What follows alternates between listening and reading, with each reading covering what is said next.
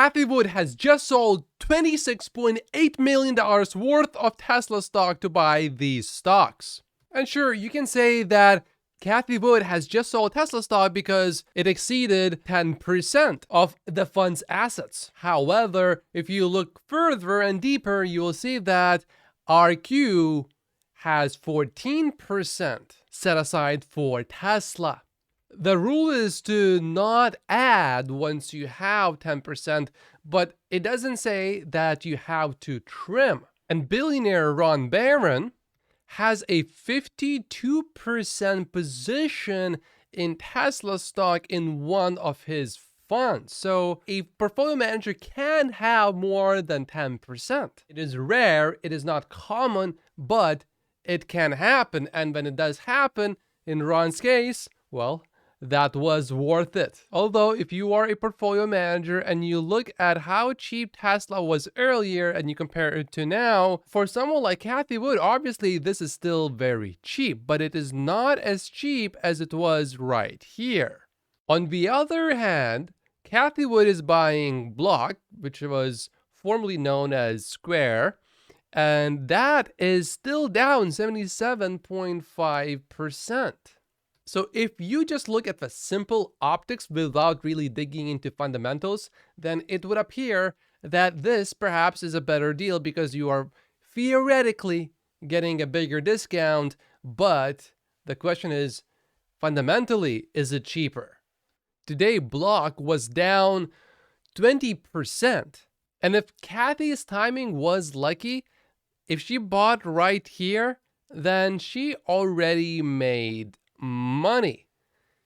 6.8-ish%. However, if she bought, let's say right here, then whoops, almost 5% down. Coinbase too dropped about 20%, and depending on where Cathie bought it, maybe she already made money, which if that is the case, that would have been a great trade. Cathie's fund still owns about 10% of Tesla stock, but it is the first time in a long time that she actually trimmed her Tesla stock position to buy something else, and that is a big deal. Obviously, she is still very bullish on Tesla stock, but not as bullish perhaps as some people thought she is. Otherwise, why sell Tesla stock right now? Let's take a look at why is Block down so much today. Well, there was this report from Hindenburg research published, and Ross Gerber says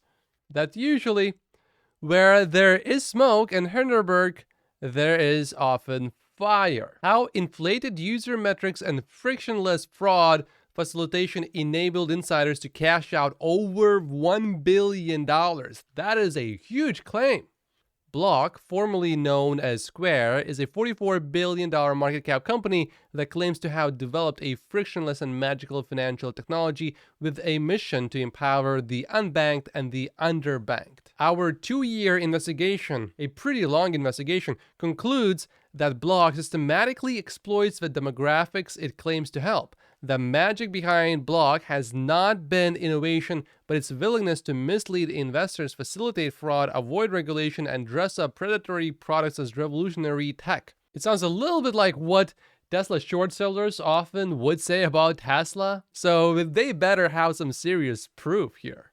It continues here. Our research involved dozens of interviews with former employees, partners, and industry experts, extensive review of regulatory and litigation records, and FOIA and public records requests.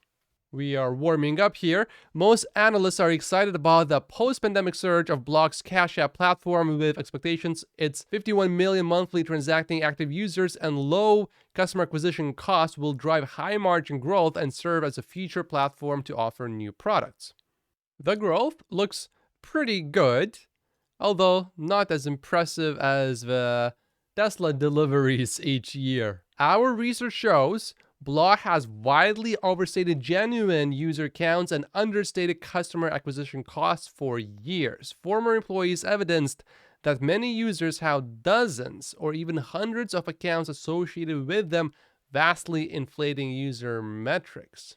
That reminds me a little bit of Twitter.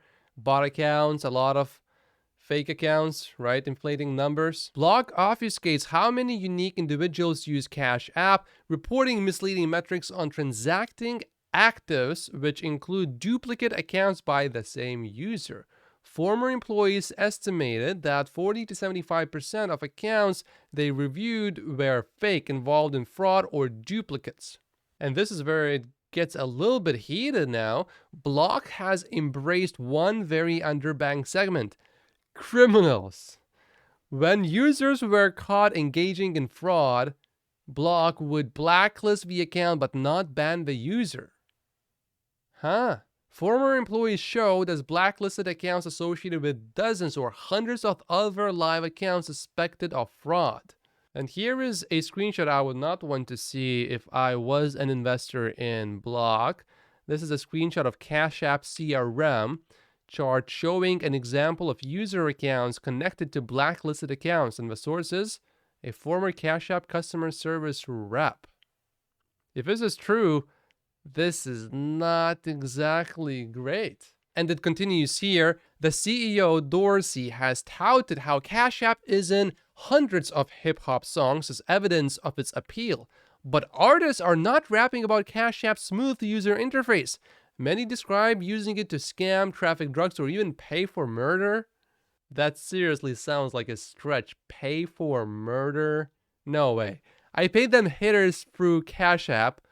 Block even paid to promote a video for a song called Cash App, which described paying contract killers through the app. The song's artist was later arrested for attempted murder. This actually gives me hope that humanity is okay, because if criminals are that stupid, I think we will all be just fine. This is a little bit ridiculous. It also appears that they have messages to confirm the whole story. And yeah, that artist was indeed arrested. Wow. Although just doing a quick Google search, it doesn't seem clear that he is in prison right now. It just says that he was released on bail 4 days later on a $500,000 bail. So this whole thing could be completely made up, maybe. I'll need to take a look longer into this. For now, I will just consider it's a rumor. So this right now, I think, is making it sound worse than it actually is, because he was not sentenced for murder, and this happened like a year ago now, and it doesn't seem like he is in prison at the moment. If you know more details, though, about this, leave a comment down below. Then they are saying how a lot of criminals use this Cash App. Another example of criminals using the app. All financial institutions have to deal with criminals and fraud, and eventually some will slip through. But if they knew about this, then that makes it much worse. While the management may not have been aware of these specific cases, it does seem that the management overall knew that the problem is not small. Beyond facilitating payments for criminal activity, the platform has been overrun with scam accounts and fake users, according to interviews with former employees. The phenomenon of allowing blacklisted users was so common that rappers bragged about it in popular songs. They banned my Cash App because I sent 1,000 transactions. I just bought another phone and made a Cash App. And then they say that it's easy to create accounts under famous people and then receive or send money. And they actually tried this. They turned their account into an Elon Musk account, and they were able to easily, oh, look at this, sent from Donald to Elon. This is pure comedy. Taking it a step further, we ordered a cash card under our obviously fake persona, checking to see if Block's compliance would take issue. We promptly received our Donald J. Trump cash card in the mail.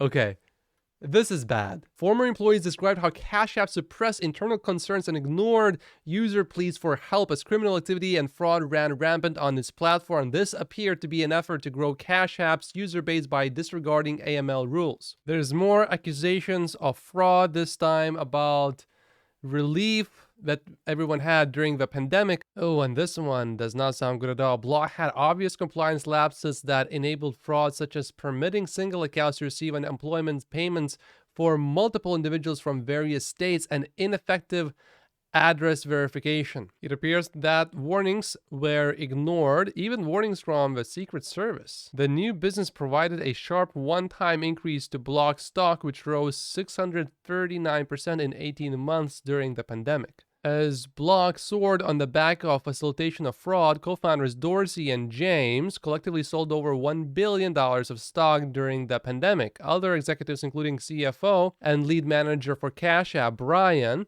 also dumped millions in stock.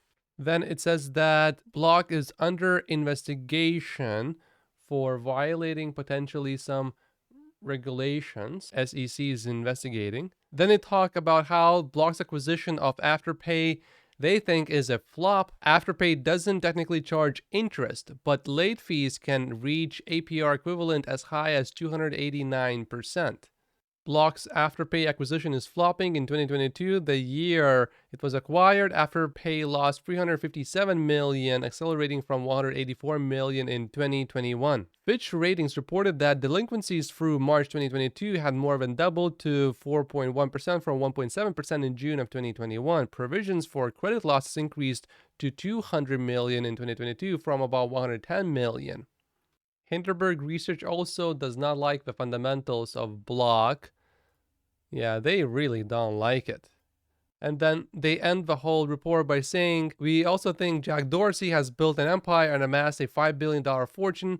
Professing to care deeply about demographics he is taking advantage of. Having sold shares near the top, he's ensured he'll be fine regardless of the outcome for everyone else. And they have this absolutely massive post here. It just goes on and on and on and on. This is not even half of it. So if you are an investor in Block, you may want to take a look at this to see if there's anything you are missing at all. Maybe it's fine.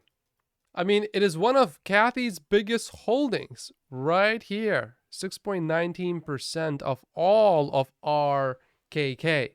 Clearly, she believes in it and she bought more of it today. But I will be sticking with Tesla stock. And this is the Tesla stock buying opportunity explained by Elon Musk. My name is Matt Post. Just like and subscribe if you haven't yet, and I will see you in the next video. Thank you so much for watching.